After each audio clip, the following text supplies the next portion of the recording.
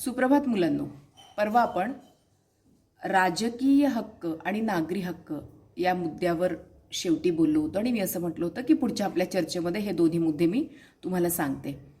बघा, राजकीय हक्क आणि नागरी हक्क यांच्यामध्ये फरक काय आहे? एक वाक्य मी सांगते, बघा समजून घेता येतंय का. जेव्हा विदेशी नागरिक भारतामध्ये येतात, टुरिस्ट जेव्हा विदेशी नागरिक भारतामध्ये येतात तेव्हा त्यांना भारतातील नागरी हक्क प्राप्त होतात, पण राजकीय हक्क प्राप्त होत नाहीत. बघा, नागरी हक्क होतात, विदेशी नागरिकांना नागरी हक्क प्राप्त असतात, पण राजकीय हक्क प्राप्त नसतात. आता राजकीय हक्क प्राप्त नसतात म्हणजे काय? तर राजकीय हक्कांमध्ये महत्त्वाचा जो हक्क येतो ना, तो म्हणजे मतदान करणे. मला सांगा, तुमच्यातल्या कोणी टुरिस्ट लोकांना रांगेत उभं राहून मतदान करताना पाहिलं आहे का? नाही. किंवा त्यांना उमेदवार म्हणून सुद्धा नाही निवडणुकीला उभं राहता येणार आहे. तर त्यांना राजकीय हक्क जे आहेत ना, तर हे प्राप्त होत नाहीत, पण नागरी हक्क मात्र प्राप्त होतात. तर आपण पाहिलं होतं मागच्या चर्चेमध्ये की 1966ला आंतरराष्ट्रीय स्तरावर हा मुद्दा चर्चेला गेला होता की नागरी हक्क आणि राजकीय हक्क मिळाले पाहिजेत. आता नागरी हक्क म्हणजे काय? तर भारतीय नागरिकाला कसं भारतामध्ये कुठेही फिरण्याचं स्वातंत्र्य आहे, भारतामध्ये कुठेही व्यवसाय करण्याचं स्वातंत्र्य आहे की नाही, भारतामध्ये कुठेही निवास करण्याचं स्वातंत्र्य आहे. तसंच परकीय नागरिकाला सुद्धा मिळणार. म्हणजे परकीय नागरिक इथं आल्यानंतर त्याला आग्र्यात जायचंय, जावं त्यानं, दिल्ली बघायची आहे, बघावी त्यानं, मुंबईचं गेटवे ऑफ इंडिया बघायचं आहे, तर त्यांना ते बघता यावं.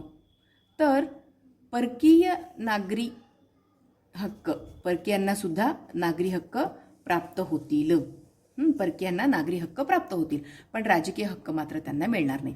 आता आपण थोडंसं पुढच्या मुद्द्याकडे जाऊयात की हा जो मानवी हक्कांचा आंतरराष्ट्रीय जाहीरनामा प्रसिद्ध करण्यात आला, तो मानवी हक्कांचा आंतरराष्ट्रीय जाहीरनामा 30 कलमं घेऊन आहे. म्हणजे 30 कलमं त्याच्यामध्ये आहेत, वेगवेगळी आहेत, खूप सविस्तर आहे. तो मानवी हक्कांचा जाहीरनामा 30 कलमांचा आहे. त्या कलमांमध्ये त्यांनी रोजगाराच्या अधिकाराचा पण समावेश केलेला आहे. म्हणजे प्रत्येक देशानं आपल्या आपल्या नागरिकांना रोजगाराचा हक्क मिळवून दिला पाहिजे. त्यानंतर समान कामासाठी समान वेतन दिलं पाहिजे. बघा, आता रोजगाराचा हक्क म्हणून ना आपल्याकडे तुम्हाला ऐकून माहिती असेल किंवा नव्यानं ऐका आज की मनरेगा म्हणून एक योजना आहे. या मनरेगा अंतर्गत किमान वर्षातले 100 दिवस तरी काम मिळालंच पाहिजे. आणि समजा शासन काम मागणाऱ्या व्यक्तीला जर काम नाही देऊ शकलं तर शासन किमान 100 दिवसाचा बेरोजगार भत्ता देणार आहे. बेरोजगार भत्ता. का तर शासन काम पुरवू शकत नाहीये. आता हा आपण अर्थशास्त्रामध्ये शिकूयात मुद्दा. बेरोजगार कोणाला म्हणतात? तर ज्याला काम करण्याची इच्छा आहे आणि क्षमता आहे, त्याला जर काम मिळत नसेल तर त्याला बेरोजगार असं म्हणतात. ज्याला काम करण्याची इच्छा आहे आणि क्षमता आहे, त्याला जर काम मिळत नसेल तर त्याला बेरोजगार असं म्हणतात. तर आता बेरोजगारांनी अर्ज केला शासनाकडे की मला रोजगार हवाय, पण शासनाकडे रोजगार नाहीये पुरवायला, तर शासनानं अर्ज केलेल्याला 100 दिवसांचा बेरोजगार भत्ता द्यायचा आहे. हे डोक्यात ठेवा. आता आपण या आंतरराष्ट्रीय स्तरावरच्या जाहीरनाम्यामध्ये असं म्हणतोय की रोजगाराचा हक्क असला पाहिजे. 2 नंबरला आंतरराष्ट्रीय स्तरावर समान कामासाठी समान वेतन. आता हे तुम्ही जर बघाल तर तुम्हाला हे कागदोपत्रीच दिसेल बरं का. समान कामासाठी समान वेतन, याचं जर चांगलं उदाहरण द्यायचं झालं तर तुम्हाला अजून सुद्धा असं बघायला मिळेल की जे शेतमजूर म्हणून जातात त्या स्त्रियांना वेगळं वेतन असतं डेली वेजेसवर. म्हणजे दैनंदिन त्यांना जे रोजंदारी म्हणतो आपण, त्यांना जी दिली जाते ती स्त्रियांसाठी वेगळी आहे आणि पुरुषांसाठी वेगळी आहे. बांधकामावर सुद्धा तुम्हाला असंच बघायला मिळेल. म्हणजे फार कमी ठेकेदार ह्या विचारांचे आहेत की स्त्रिया सुद्धा तेवढंच काम करतात तर त्यांना तेवढाच पगार दिला पाहिजे, पण समान कामासाठी समान वेतन द्या असं या आंतरराष्ट्रीय जाहीरनाम्यामध्ये सांगितलेलं आहे. आणि या आंतरराष्ट्रीय जाहीरनाम्यामध्ये तिसरा जो महत्त्वाचा मुद्दा आहे तो आहे बालकांना त्यांचे हक्क द्या. बालकांना त्यांचे हक्क मिळवून द्या. आता बालकांना हक्क द्या म्हणजे बालकांचा सगळ्यात महत्त्वाचा हक्क सांगू कोणता आहे? त्यांचं बालपण त्यांना उपभोगू दिलं पाहिजे. त्यांना बालक असताना बालकांसारखं वागवलं गेलं पाहिजे, त्यांच्यावर अनावश्यक ओझं टाकू नका, असं हा जाहीरनामा सांगतोय. हा बालकांच्या हक्कांचा जाहीरनाम्याची एक तारीख थोडीशी लक्षात ठेवा, 19 नोव्हेंबर 1959. 19 नोव्हेंबर 1959ला बालकांच्या हक्काचा आंतरराष्ट्रीय जाहीरनामा प्रसिद्ध करण्यात आला. बघा, रोजगाराचा हक्क या 30 कलमांमध्ये विचारात घेण्यात आलेला आहे. रोजगाराचा हक्क, समान कामासाठी समान वेतन द्या असं पण सांगितलेलं आहे, बालकांना हक्क द्या असं पण सांगितलेलं आहे. आता इथे या आंतरराष्ट्रीय जाहीरनाम्याच्या धर्तीवर, हा जो आंतरराष्ट्रीय जाहीरनामा आहे जो युनोनं प्रसिद्ध केलेला आहे, या आंतरराष्ट्रीय जाहीरनाम्याच्या धर्तीवर भारतामध्ये 1993 साली, भारतामध्ये 1993ला राष्ट्रीय मानवी हक्क आयोगाची स्थापना करण्यात आली. राष्ट्रीय मानवी हक्क आयोग काय करतो हा? तर हा आयोग आपल्या देशातील नागरिकांचे जे मानवी हक्क आहेत त्यांचे जतन होते की नाही ते बघतो. म्हणजे एखाद्याच्या मानवी हक्कांवर जर कुणी अतिक्रमण केलं असेल, आता कुणी म्हणजे कुणी, तर सरकारने केलं असेल तरी चालणार आहे, तो विचारात घेतला जाणार आहे मुद्दा. दुसऱ्या एखाद्या व्यक्तीनं केलं असेल तरी चालणार आहे, दुसऱ्या एखाद्या संस्थेनं केलं असेल तरी सुद्धा चालणार आहे, ती संस्था खाजगी असेल तरी सुद्धा चालणार आहे. पण जर कुठल्याही भारतीय नागरिकाचे जर मानवी हक्क कोणी पायदळी तुडवत असेल, जर ते डावलत असेल, तर या राष्ट्रीय मानवी हक्क आयोगाला इंटरफेअर करण्याचे अधिकार आहेत, त्यांना चौकशी करण्याचे अधिकार आहेत, यांना दिवाणी न्यायालयाचे अधिकार देण्यात आलेले आहेत. म्हणजे न्यायालयाप्रमाणे ते काय करतील, त्याची शहानिशा करतील की असं काही घडलंय की नाही खरोखर. तर भारताच्या स्तरावर राष्ट्रीय मानवी हक्क आयोग आहे आणि राज्यामध्ये, महाराष्ट्र राज्यामध्ये राज्य मानवी हक्क आयोग आहे. राज्य मानवी हक्क आयोग. आता तुम्हाला एक छोटंसं काम देणार आहे. सध्या राष्ट्रीय मानवी हक्क आयोगाचे अध्यक्ष कोण आहेत आणि राज्य मानवी हक्क आयोगाचे अध्यक्ष कोण आहेत ते शोधायचं बरं का तुम्ही. कुठं सापडेल तुम्हाला? ऑब्वियसली तुम्हाला तुमच्या आंतरजालावर सापडेल. आता हे जे राज्य मानवी हक्क आयोगाचे जे स्थापनेचे जे निकष आहेत आणि उद्दिष्ट आहेत ती राष्ट्रीय मानवी हक्क आयोगाप्रमाणेच आहे. म्हणजे जे देशाच्या स्तरावर राष्ट्रीय मानवी हक्क आयोग करणारे ते घटक राज्याच्या स्तरावर राज्य मानवी हक्क आयोग करणारे. पण हे दोन्ही आयोग अस्तित्वात आहेत, सद्यस्थितीत काम करत आहेत. या आयोगाकडे आपण तक्रार करू शकतो. आपल्या मानवी हक्कांबाबत जर कोणी अतिक्रमण करत आहे तर आपण यापैकी कुणाकडेही तक्रार करू शकतो आणि त्या तक्रारीची चौकशी केली जाते.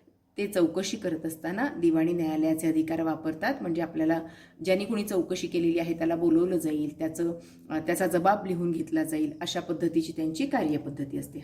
आता परवा मी तुम्हाला एक छोटासा होमवर्क असा दिला होता की तुम्ही आंतरराष्ट्रीय स्तरावर पर्यावरण संरक्षणासाठी काम करणारी जी अतिशय तरुण कार्यकर्ती आहे, 16 वर्षाची ग्रेटा थनबर्ग, तिच्याबद्दल लिहून पाठवा.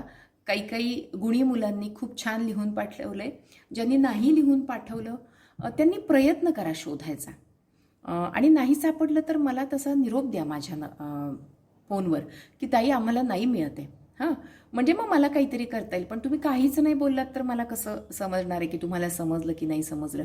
आता ही जी ग्रेटा थनबर्ग आहे ना, बघा, तिनं शाळेचा एक दिवस काढला होता पर्यावरण संरक्षणासाठी आणि तिनं तिची स्वतःची जीवनशैली बदललेली आहे. बघा, खूप महत्त्वाची गोष्ट आहे ही. म्हणजे आपण जर असं म्हणतो की पर्यावरण वाचवा, पर्यावरण वाचवा, आणि मग कारण नसताना, गरज नसताना, खूप लांब अंतरावर राहत नसताना किंवा तशी काही अडचण नसताना सुद्धा एकट्यासाठी 4 चाकी वापरतो. बघा, मुंबईमध्ये मी खूपदा असं पाहिलं. म्हणजे ज्या भागात मी मुंबईमध्ये नोकरी केली तिथे मी, तो रस्ताच असा होता की भली मोठी 4 चाकी असायची आणि त्या 4 चाकीमध्ये एकच माणूस बसलेला असायचा. जेव्हा की मुंबईचं पब्लिक ट्रान्सपोर्ट खूप चांगलं आहे तरीसुद्धा केवळ प्रतिष्ठा किंवा 4 चाकीत फिरणं हे म्हणजे छान वाटतं कधी कधी.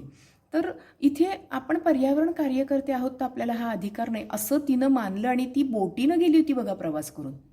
म्हणजे खूप इंटरेस्टिंग आहे.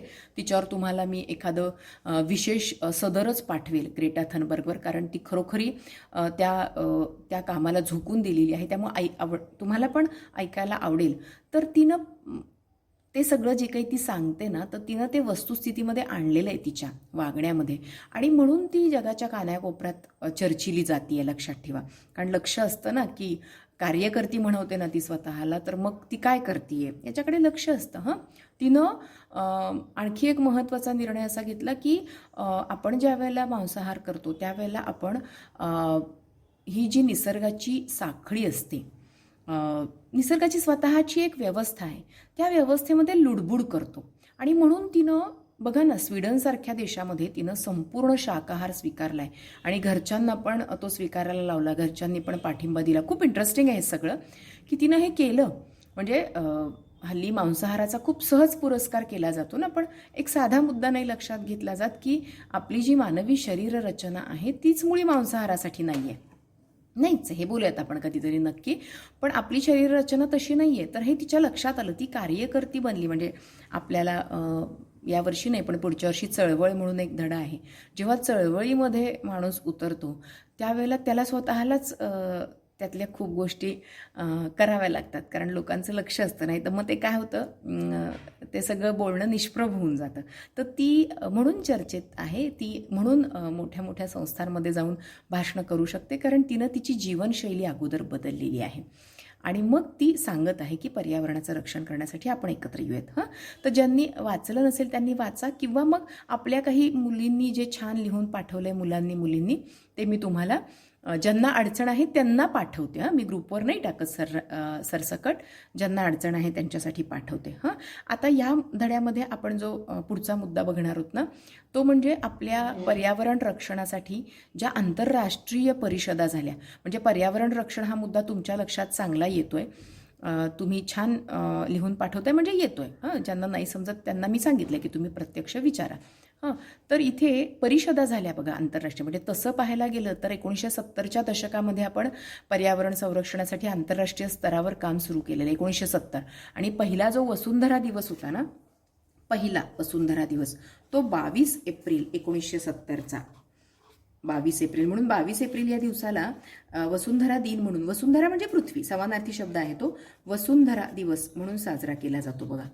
कारण त्या दिवशी काय करण्यात आलं, त्या दिवशी पहिल्यांदा आपण खूप गांभीर्यानं, आपण म्हणजे आंतरराष्ट्रीय स्तराची गोष्ट करते मी, आपण तर अजून नाही होत गंभीर, आंतरराष्ट्रीय स्तरावर वसुंधरा दिवस पहिल्यांदा साजरा करण्यात आला. आणि मग या दिवसामध्ये म्हणजे याच्यानंतर या दिवसाच्या महत्त्वाला धरून याच्यानंतर सगळ्या देशांनी आंतरराष्ट्रीय स्तरावर पर्यावरण रक्षणासाठी पावलं उचलावीत याचा गांभीर्यानं विचार करण्यात आला. तर याच्यानंतर जो आपण मुद्दा बघणार होता, आता तुम्ही एक छोटं काम आज असं करायचं, ग्लोबल वॉर्मिंग म्हणजे काय याबाबत जाणून घ्यायचं. ऐकलाय हा शब्द तुम्ही, माहिती आहे आपल्या बऱ्याच मुलांना ग्लोबल वॉर्मिंग म्हणजे काय, त्याचे दुष्परिणाम काय, आणि आता करोनाचा आणि या पर्यावरणाच्या असंतुलनाचा काही संबंध आहे का? पर्यावरणाचे असंतुलन आणि करोनाचे अस्तित्व यांचा काही संबंध आहे का? याबाबत तुम्हाला जे काही वाटतं ना, ते तुम्ही लिहून पाठवा. तुम्ही यासाठी इंटरनेट नाही पाहिलं तरी चालेल. ग्लोबल वॉर्मिंगचे तोटे आपल्याला माहिती आहेत चांगलेच, आपणही त्या तोट्यांना सामोरं जात आहोत, तर त्याचा अभ्यास करा. मग या धड्यातला जो शेवटचा मुद्दा, शेवटचा इन द सेन्स शेवटचा जो आपल्याला चर्चा करायचा राहिलेला आहे, तो स्टॉकहोम परिषद ते पॅरिस परिषद, अशी ती मग एक चढत्या क्रमानं मांडणी आहे, ती आपण पुढच्या चर्चेमध्ये बघूयात. ठीक आहे. तुम्हाला झूमवर भेटायचं आहे, पण मी विनोदिनीताईंना विनंती करते, आणि कुठली वेळ जमते, कारण 10वीचे चालतात ना तास, तर कुठली वेळ जमते ते विचारते आणि नक्की तुम्हाला कळवते. तुमचे मला तसे निरोप आले की आम्हाला सांगा, आम्हाला झूमवर भेटायचं आहे, तर कोणत्या वेळेला, तर सांगते मी तुम्हाला नक्की.